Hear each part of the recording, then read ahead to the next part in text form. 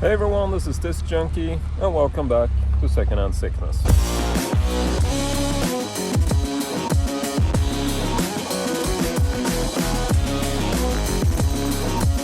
So, back at the car boot sale again, beautiful weather, and you already know the drill, so yeah, let's just get into it.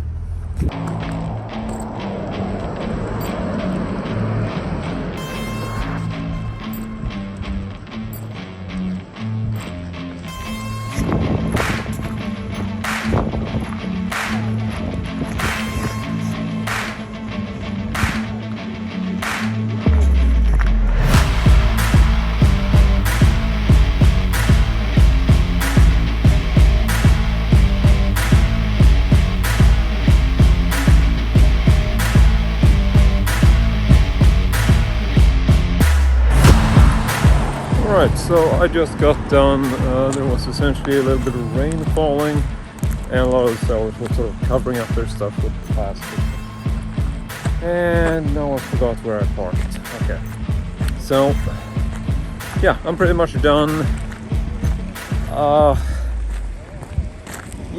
Surprising weather. Started out really sunny, but then switched to rain, and thankfully I was able to score some really cool stuff just before the rain hit. So let's just go ahead and check it out. Alright, so I'm back home, and it's actually been like a couple of weeks since I shot the car boot sale stuff, but there's good reason for that. I essentially picked up quite a little bundle of erotica during this last car boot sale. And I've been sort of, considering how I'm gonna show this, because, I probably have to censor most of this stuff as usual. And I was sort of, kind of considering how to do that. And I essentially landed in the idea that I'm just gonna censor this physically by putting little post-it notes on the stuff. But we are going to go through the stuff that I found, because I'm really excited about it. And the first item that I found was actually a freebie. I stumbled upon this little pocketbook, which is called At the Price of Your Body.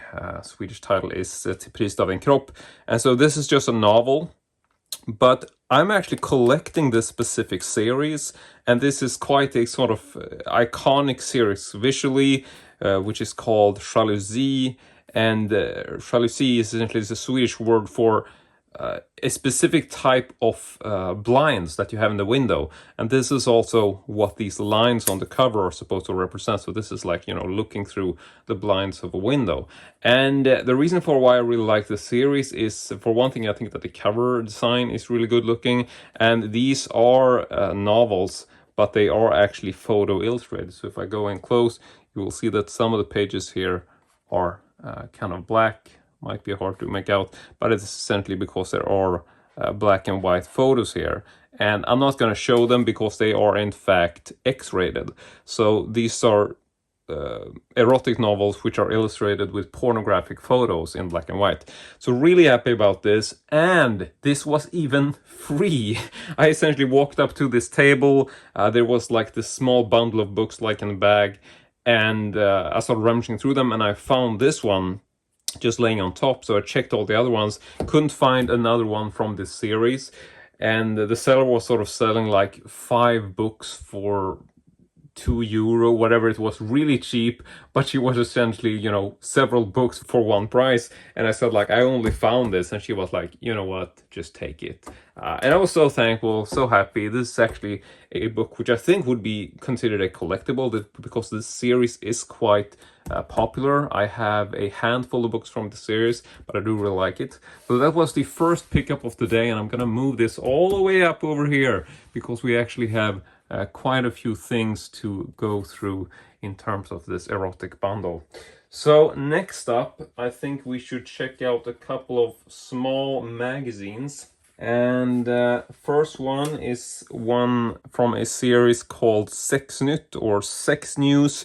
Now, I'm not going to show you the back because that is highly uncensored, and just generally I'm just going to show you the cover art for the most part, but as you can see, I do have to censor everything. So yeah, this is a copy of Sexnytt, and I think for these ones I'm trying to remember what I paid for them.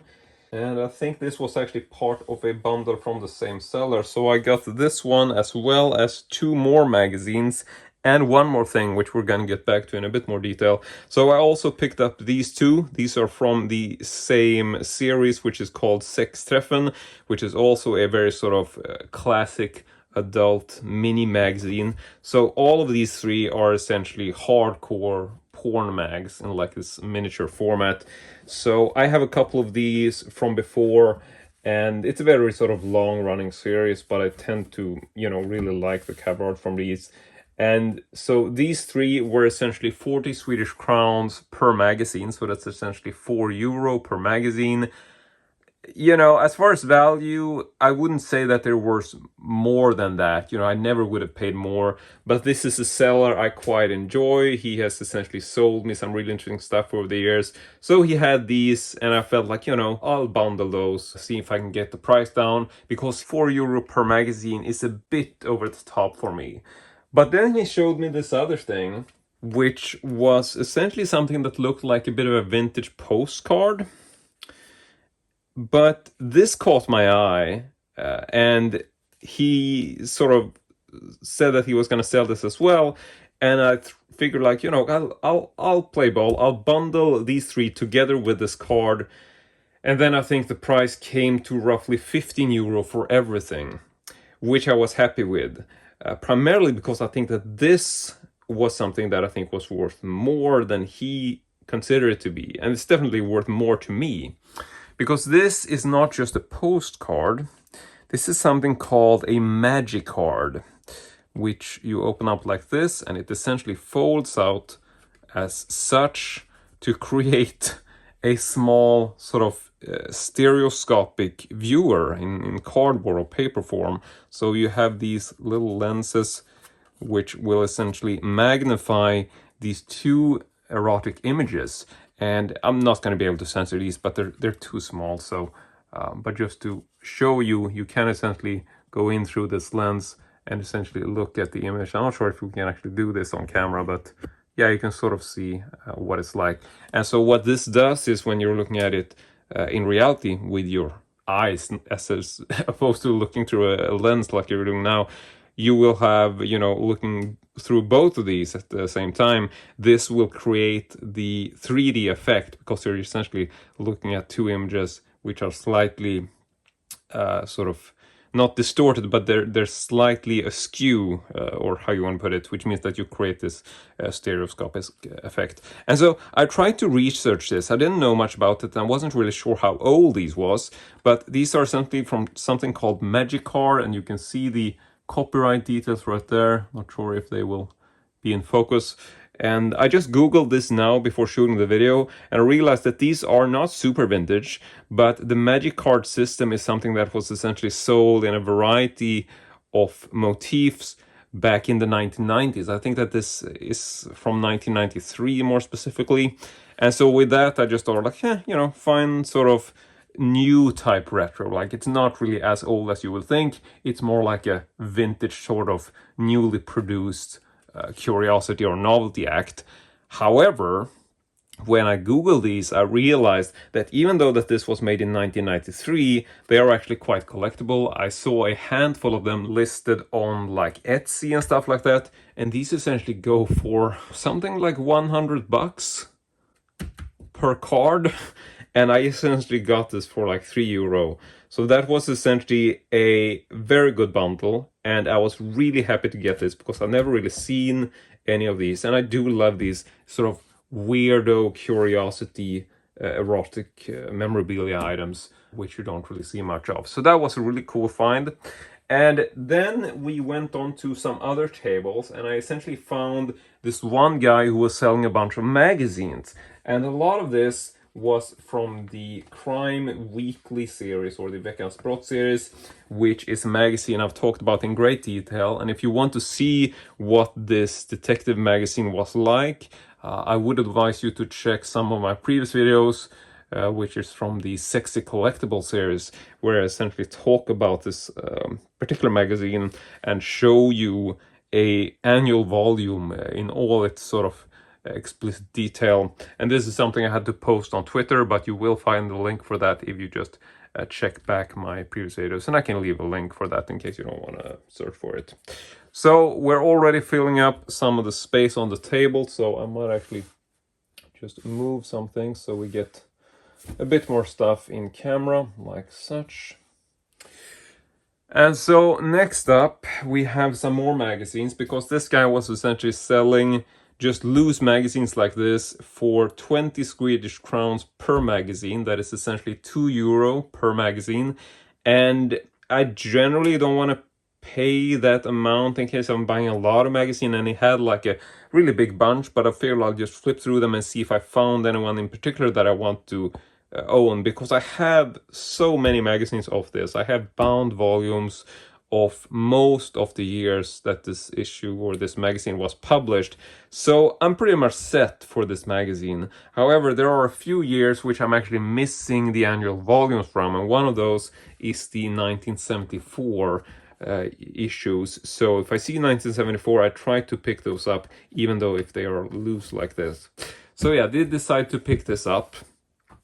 And next up, we are going to take a look at some of the other magazines that was from the same bundle, because these were also, to some extent, detective magazines, but they were generally from another series or label, which is called Kriminaljournalen. Kriminaljournalen translate to the crime journal, and this was a competitive what do you call it, like another series which was competing with Veckans Brott. So I think that Veckans Brott should be considered like the most sort of prominent detective magazine in Sweden in the 70s and 80s. But this was one of the other ones which I don't really have too many issues from, but I've been starting to collect these just because I do like the cover art of this as well.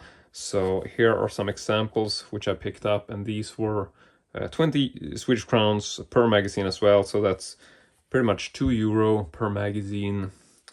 And I'm not going to be flipping through any of these because they are, you know, even though they're primarily detective magazines with crime stories and stuff, there are obviously some explicit nudie shots in these, which I can't really show on YouTube. But so yeah, this was a small batch of the crime journal magazines, which I was also really happy to get, because I don't really own a lot of these.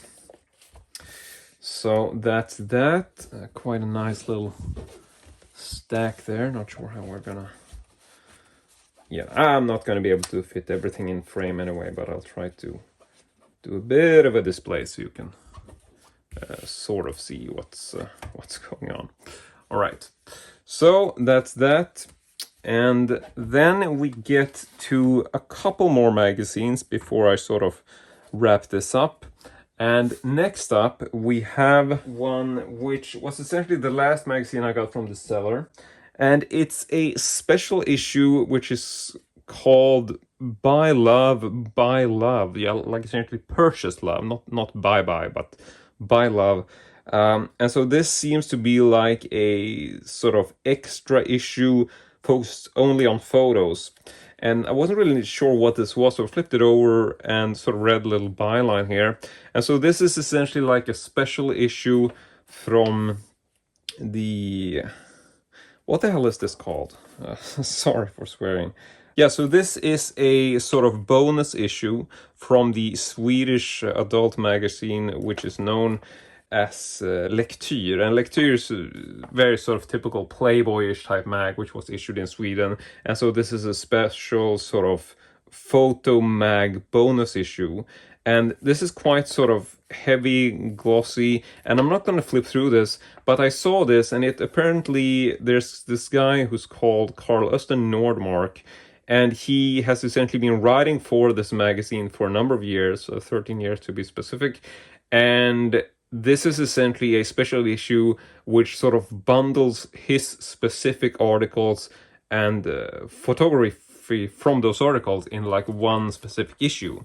And so I just saw this and felt like that's kind of an odd sort of bonus issue, and started flipping through this and realized that not only did this have some really interesting photos, it also has some rather unusual, as far as I know, there's actually a photo series in this which features Christina Lindberg.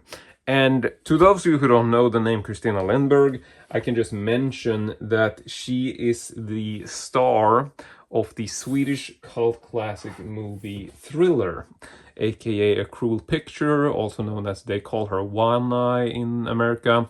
And so this is released on DVD by Synapse. It's also been reissued on Blu-ray and stuff from Vinegar Syndrome. And it's just a really sort of cult classic movie, which was a big inspiration for Quentin Tarantino when he made Kill Bill.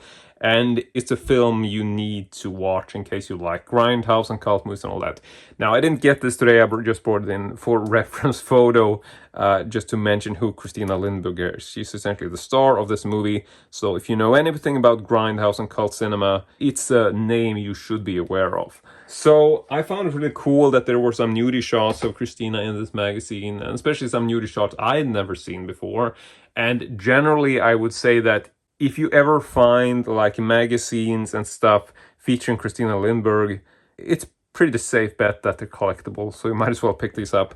So I was really happy to buy that for €2, or essentially all of these were €2 per magazine. So yeah, I'm not gonna calculate what that is, but that's essentially what I paid, so not too much. So based on all this, I was pretty happy with this bundle, and I started talking to the seller, and he told me that he had more magazines, but that he would sort of add these to his little bag of magazines, but he wouldn't do this today. This would essentially be the next time he came to the car boot sale, because you know they have these every week, like every weekend I go to the same car boot sale.